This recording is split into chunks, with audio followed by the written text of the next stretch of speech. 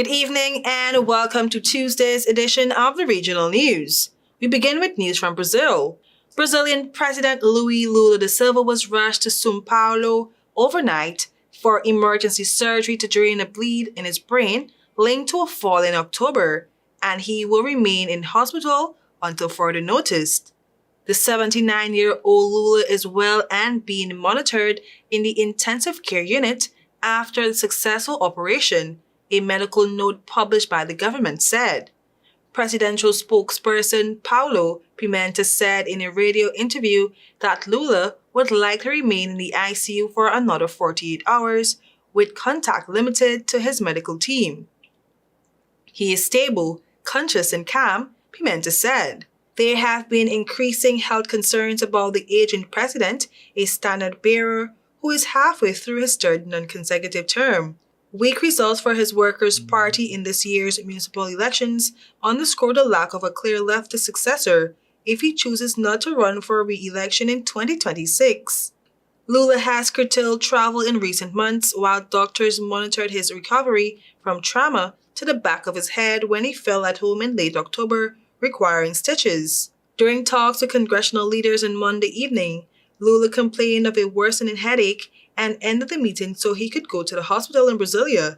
An MRI scan detected an intracranial hemorrhage, and Lula was transferred to São Paulo for surgery. As anesthesia wore off early on Tuesday, Lula woke up and then went back to sleep, according to the presidential aide. Over in Trinidad, consultant in internal medicine, endocrinology, and diabetes Dr. Joel Tilak Singh is raising concerns about increased respiratory and gastrointestinal illnesses, including coughs, colds, flu, norovirus, and potentially COVID-19.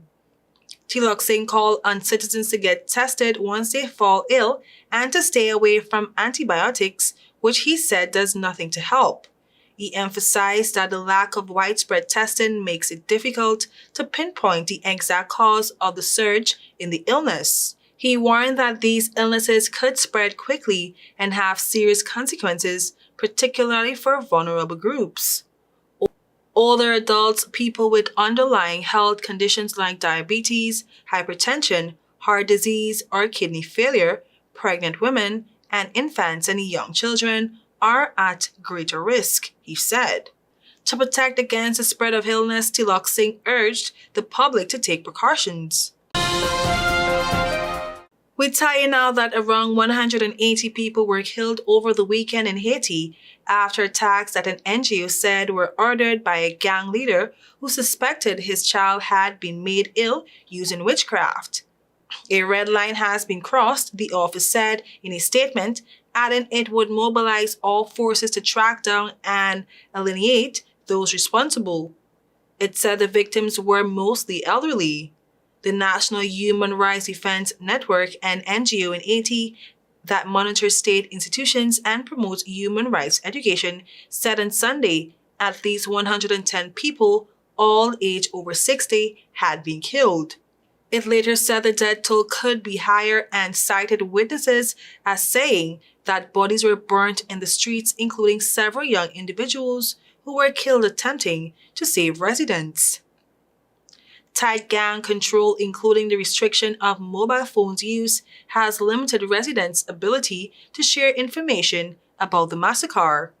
The security situation has, however, continued to deteriorate, and many countries have yet to deliver on pledges of support.